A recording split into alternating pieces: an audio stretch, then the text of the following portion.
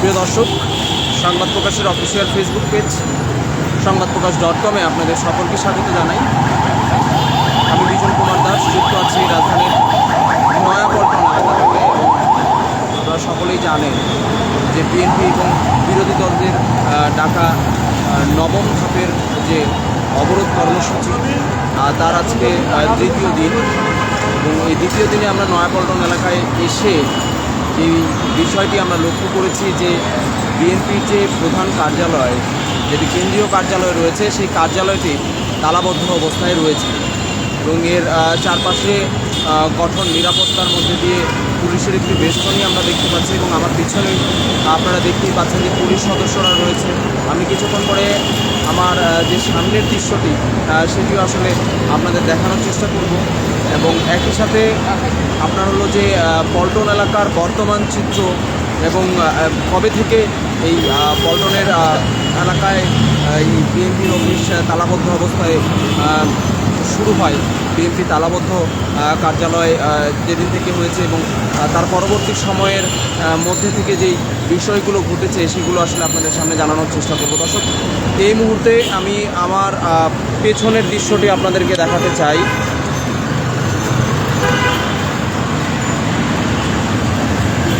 আপনারা দেখতেই পাচ্ছেন যে এখানে কঠোর নিরাপত্তার মধ্যে দিয়ে পুলিশের একটি বেষ্টনী তৈরি করা হয়েছে। এবং এই আমরা গত 28 অক্টোবরের দিকে এখানে আপনার হলো যে একটি সমাবেশ হয় এবং সেদিন শুধু আপনার হলো যে বিএনপি নয়, সেদিন যে আপনার হলো যে বর্তমান আপনার হলো যে সরকার প্রধান যে দলটি রয়েছে, ক্ষমতাসীন যে দলটি রয়েছে, সেই দলের সহ অন্যান্য যে রাজনৈতিক দলগুলো রয়েছে তাদেরও কিন্তু সমাবেশ গত 28 অক্টোবরের দিকে আপনার হলো যে অনুষ্ঠিত হয় রাজধানীর বিভিন্ন এলাকায়। এবং এর পরবর্তী সময়ে যখন সমাবেশটি শুরু হয় আপনার হলো যে দুপুর 1টার পরে, সেই সময়ে এখানে পুলিশ এবং বিএনপির যে নেতাকর্মীরা ছিলেন তাদের মধ্যে একটি সংঘর্ষ এবং পাল্টা ধাওয়ার ঘটনা ঘটে। এবং তারপর দিন থেকেই কিন্তু আমরা এই কার্যালয়টি আপনার হলো যে তালাবদ্ধ অবস্থায় তখন থেকেই আমরা দেখতে পাই। এবং আমরা গত কয়েকদিন আগে একটি বিষয় এখানে লক্ষ্য করেছিলাম যে নির্বাচন কমিশনের থেকে দেওয়া একটি চিঠি ভেতরে ছিল এবং আমরা এই যে কার্যালয়টির পার্শ্ববর্তী তাদের যে অঙ্গ সহযোগী সংগঠনগুলো ছিল, যেমন মৎস্যজীবী দল, সেই অফিসটিও কিন্তু বর্তমানে তালাবদ্ধ অবস্থায় দেখা যাচ্ছে।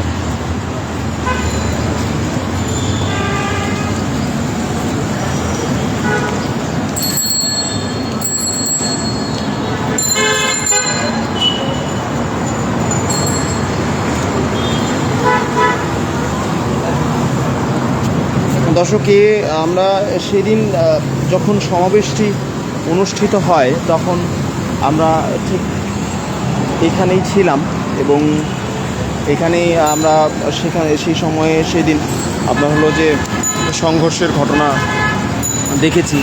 এবং এখানে আপনার হলো যে দলীয় যে নেতাকর্মীরা ছিলেন, ঊর্ধ্বতন যে কর্মকর্তা, আপনার হলো ঊর্ধ্বতন যে নেতারা, তারা এখানে এই ঠিক সামনে একটি মঞ্চ করা হয় এবং এই মঞ্চে সেখানে ভাষণ দেওয়ার উদ্দেশ্যে, এবং তারপরেই যখন ভাষণ দেওয়ার উদ্দেশ্যে যখন তারা ওঠেন তার কিছুক্ষণ পর আপনার হলো যে এখানে কিন্তু সংঘর্ষের ঘটনা ঘটে। এবং আমরা এই যে কাকরাইলের কিছু দূর থেকে আমরা সেই সময়ে লক্ষ্য করেছিলাম যে আপনার হলো যে সংঘর্ষের ঘটনাগুলো। এবং এখানে তারপর থেকে আমরা পুলিশের যে কঠোর একটি বেষ্টনী নিরাপত্তার, সেটি কিন্তু আমরা এখানে লক্ষ্য করছি। এবং এরপর থেকেই একের পর এক আপনার হলো যে অবরোধ কর্মসূচি দিয়ে আসছে দলটি। এবং আজকে যে অবরোধ কর্মসূচি সেটি হচ্ছে নবম ধাপের অবরোধ কর্মসূচি। এবং নবম ধাপের অবরোধ কর্মসূচির গতকাল ছিল প্রথম দিন এবং আজকে হচ্ছে আপনার হলো দ্বিতীয় দিন। এবং এই 48 ঘন্টার অবরোধ কর্মসূচির আগামীকাল মঙ্গলবার সকাল 6টার দিকে শেষ হবে। তবে অবরোধ কর্মসূচির পরে থেকে আমরা যে বিষয়টি লক্ষ্য করছি যে দলটি যখন ঘোষণা করছেন ভার্চুয়ালি, আপনার হলো যে যুগ্ম মহাসচিব যিনি ছিলেন রুহুল কবির রিজভী, তিনি কিন্তু এই অবরোধ কর্মসূচিগুলো ঘোষণা দিয়ে আসছেন। এবং এর পরবর্তী সময়ে আমরা দেখেছি যে বিএনপির যে কার্যালয়, প্রধান কার্যালয় যেটি, কেন্দ্রীয় কার্যালয় যেটি, সেই কেন্দ্রীয় কার্যালয়টি আপনার হলো যে তালাবদ্ধ অবস্থায় রয়েছে। এর আগে আপনাদের যদি জানিয়ে রাখি, দলটি কিন্তু প্রায় কয়েকটি হরতালও পালন করেছে, প্রায় 3টি ধাপে। প্রথম ধাপের যে হরতাল কর্মসূচিটি ছিল সেটি সকাল সন্ধ্যায় একদিন, তারপরে 2 দিন হরতাল কর্মসূচি দলটি দিয়ে দেয়। এবং এর পরবর্তী সময়ে গত সপ্তাহের দিকে আপনার হলো যে হরতাল এবং অবরোধ কর্মসূচি একই সাথে দেওয়া হয়। প্রথম দিন ছিল অবরোধ কর্মসূচি, তারপরের দিন ছিল সকাল সন্ধ্যা হরতাল কর্মসূচি।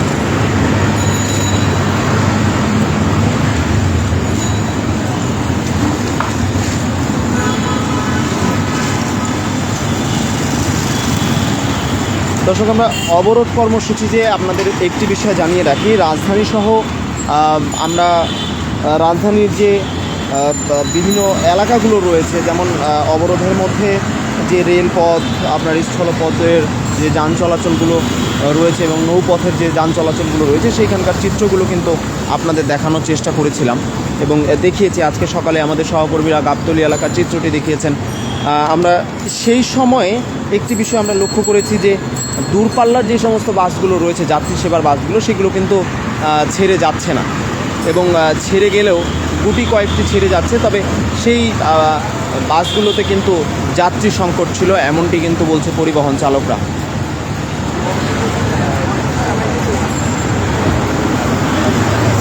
যাত্রী সংকটের কথা কিন্তু বলছিল আপনার হলো যে পরিবহন চালক এবং সংশ্লিষ্ট যারা রয়েছেন তারা। এবং রাজধানীর অভ্যন্তরীণ যে বাস সেবাগুলো রয়েছে সেখানেও কিন্তু একই ধরনের অভিযোগ চালক এবং সংশ্লিষ্টরা বলে আসছেন যে সেখানেও কিন্তু যাত্রী সংকট রয়েছে। তবে সন্ধ্যার দিকে আপনার রাজধানীর অভ্যন্তরীণ যে যাত্রী সেবার বাসগুলো রয়েছে সেখানে কিন্তু তারা যাত্রী পাচ্ছেন, এমন একটি বিষয় কিন্তু তারা বলেছিলেন।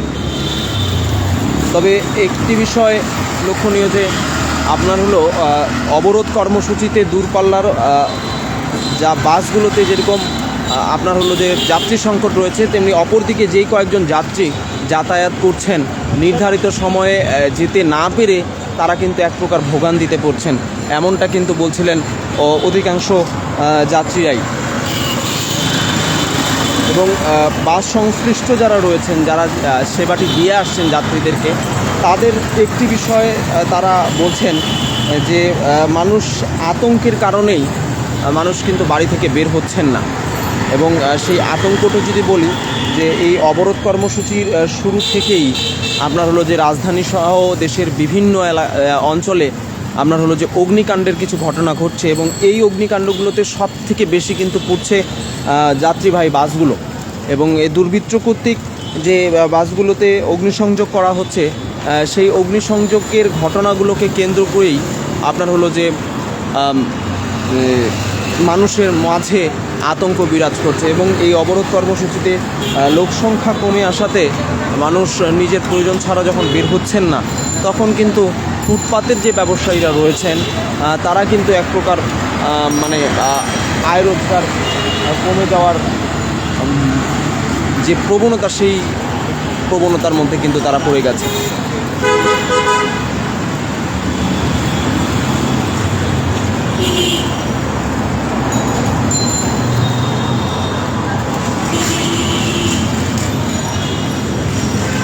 আমরা একটু চতুর্দিকের দৃশ্যটি যদি আপনাদের দেখানোর চেষ্টা করি, তাহলে আপনারা দেখতে পাবেন যে এখানে প্রাইভেট কার, রিক্সা, সিএনজি যেগুলো রয়েছে সেগুলো কিন্তু অন্যান্য দিনের মতোই স্বাভাবিকভাবেই চলাচল করছে। আজকে যদিও বা অবরোধ কর্মসূচির দ্বিতীয় দিন, তাতেও কিন্তু একটি বিষয়ে লক্ষণীয়।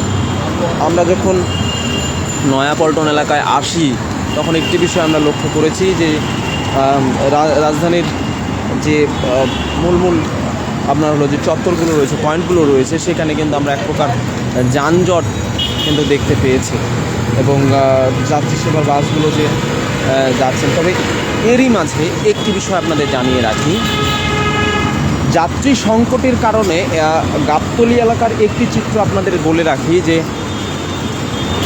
দূরপাল্লার যে সমস্ত যাত্রীগুলো আসছে সেই এলাকায়, সেই এলাকায় যাত্রী সংকট থাকার কারণে তারা কিন্তু যখন একটি যাত্রী পাচ্ছে সেটিকে নিয়েই তারা কিন্তু সেই যাত্রীটিকে তাদের বাসে ওঠানোর জন্য এক প্রকার আপ্রাণ চেষ্টা সেটি কিন্তু করছে। দর্শক, পল্টন এলাকার চিত্র আপনারা দেখতেই পাচ্ছেন। এখানে ছোট ছোট যে রিক্সা, মোটর সাইকেল এগুলো কিন্তু চলাচল করছে এবং অন্যান্য যে দোকানপাটগুলো দেখতে পাচ্ছি সেগুলোও কিন্তু খুলেছে।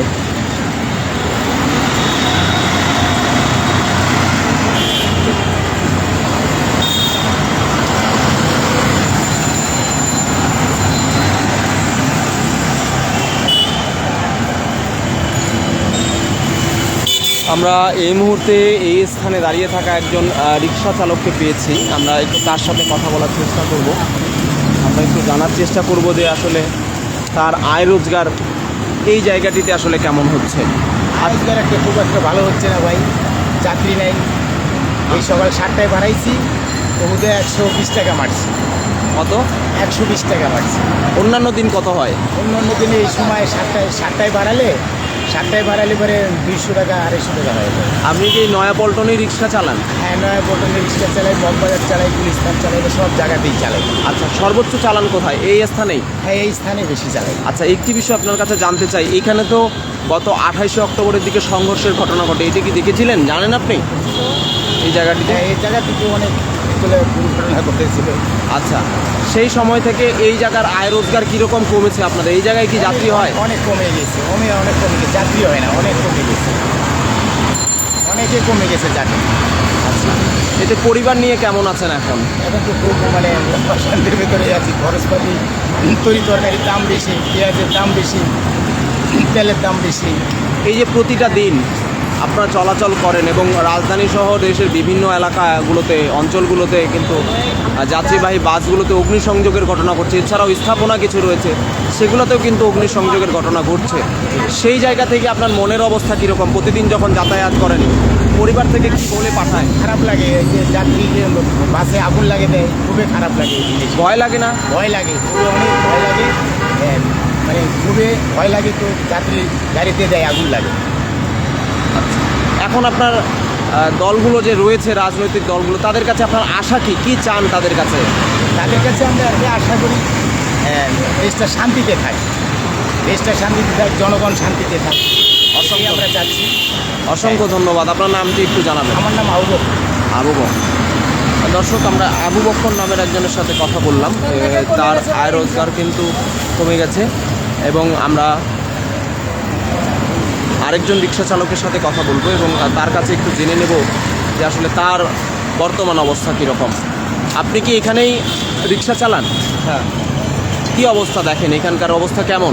এখানকার অবস্থা কোনো যানজট তেমন চলতেছে না, চলতেছে না, গাড়ি ভাড়া ঠিক মতো হইতেছে না। একটু যদি জোরে বলা যায় আমাদের। এখানকার গাড়ি দূরপাল্লার বাস চলতেছে না, সব কিছু মনে করেন যে এলোমেলো, বাজার খারাপ, রিক্সা চালাইছে বা 1000-1200 টাকা একবার দিতাম, তাও হচ্ছে না। 500-700 300 এরকম কাজ করছে।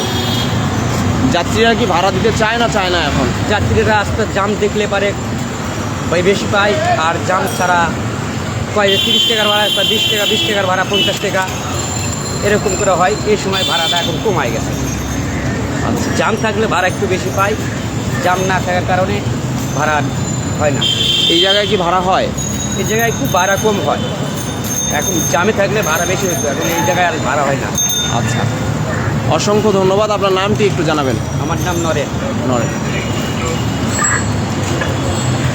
দর্শক, আমরা দুজন রিক্সা চালকের সাথে কথা বলেছি। আমরা এই মুহূর্তে এই এলাকার যে ব্যবসায়ীরা রয়েছেন আমরা একটু তাদের সাথে কথা বলার চেষ্টা করব এবং তাদের কাছে একটু জানার চেষ্টা করব যে এই জায়গায় আসলে আয় রোজগারটি তাদের কেমন হচ্ছে।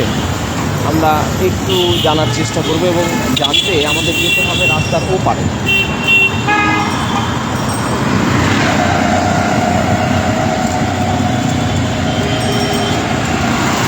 দর্শক, এটি হচ্ছে বিএনপির কার্যালয়ের ঠিক সম্মুখ সড়ক এবং এটি রাস্তার এই পার। আমরা এই পর্যায়ে রাস্তাটি পার হব।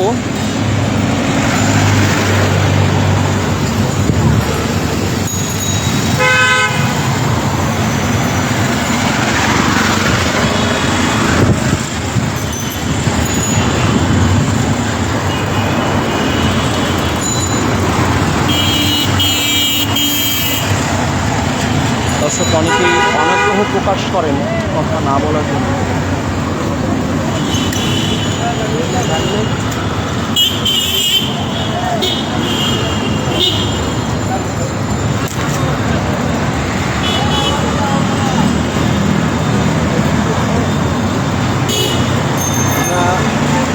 এই মুহূর্তে একজনকে দেখতে পাচ্ছি যিনি আসলে ফুটপাতে পান সিগারেটের ব্যবসা করেন।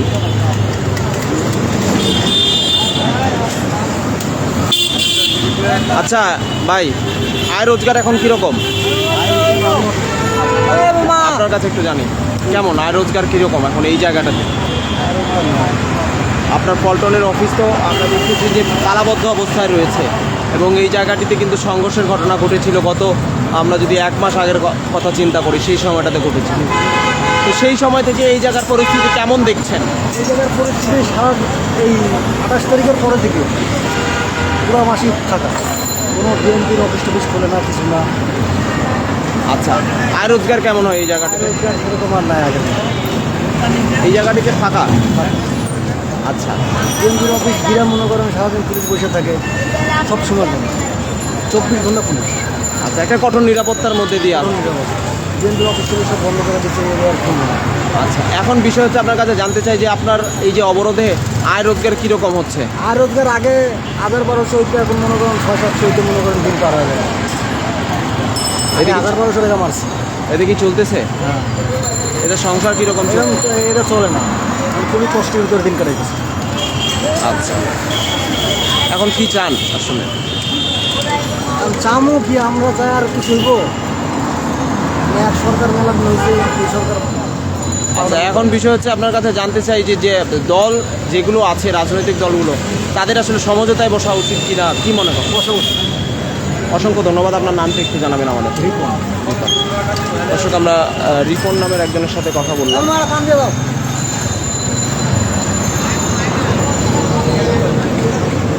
আমরা এই জায়গার ফুটপাতের যে ব্যবসায়ীরা, তারা আসলে গুটি কয়েকজন বিধায় অনেকেই কথা বলতে চান না। আমরা তারপরেও চেষ্টা করব এখানকার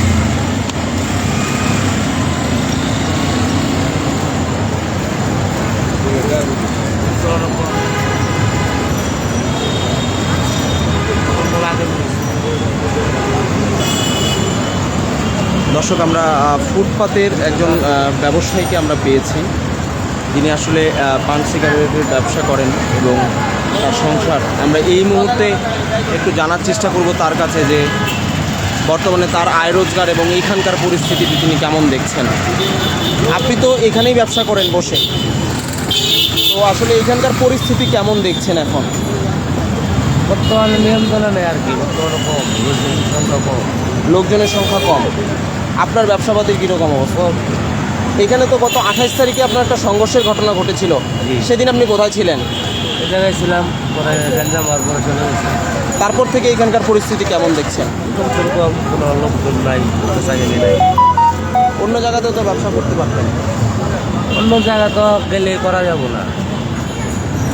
ওই জায়গায় আগের থেকে বসলে আচ্ছা, এখানে কি লোকজন আসে এখন? এই সবাই দেখি যে আমরা হেঁটে হেঁটেই অধিকাংশ লোক যায়। আসে মানে কম আর কি, বাইরের লোক কম। এর আগে যেগুলো আন্দোলন হয়েছে লোকগুলো আইতে পারতাম না, যেতে পারতাম না, এই জন্য বেঁচে বেচা কিনা। এখন কেমন আছেন? এই অবরোধ কর্মসূচিতে তো বেচা বিক্রি কমে গেছে এখন আসলে। মোটামুটি আর কি, যেরকম থাকে না। আচ্ছা, আপনার নামটি একটু আমাদের জানাবেন। আসবো জি, আসবো। ঠিক আছে।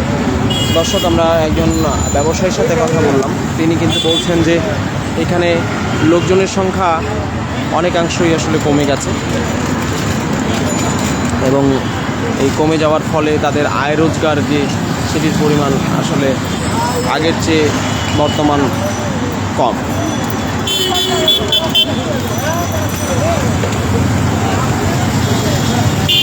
এখানকার অধিকাংশ রিক্সা চালক যেটি বলছেন যে এই জায়গাটিতে মানুষের আনাগোনা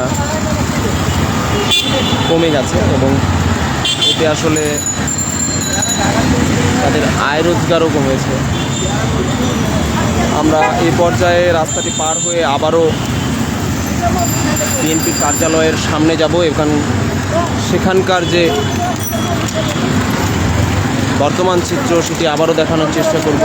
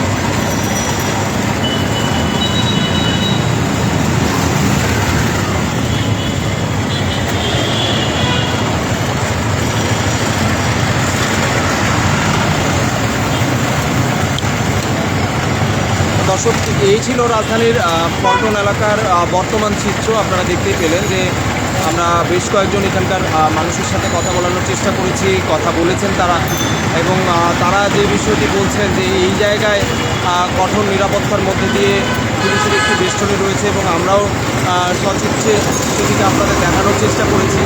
এবং আরেকটা বিষয় আপনাদের জানিয়ে রাখি, এখানকার যে সাধারণ মানুষ এবং ফুটপাতের যে ব্যবসায়ীরা রয়েছেন তারা একটি বিষয় আমাদের জানিয়েছেন যে এই জায়গায় কিন্তু আয় রোজগার কিন্তু অন্যান্য দিনের থেকেও অনেকটাই কমে গেছে। দর্শক, পরবর্তী আপডেট পেতে আমাদের সংবাদ প্রকাশের সাথেই থাকুন। এতক্ষণ যাবত আমাদের সাথে যারা যুক্ত ছিলেন তাদেরকে অসংখ্য ধন্যবাদ জানিয়ে এখানেই শেষ করছি।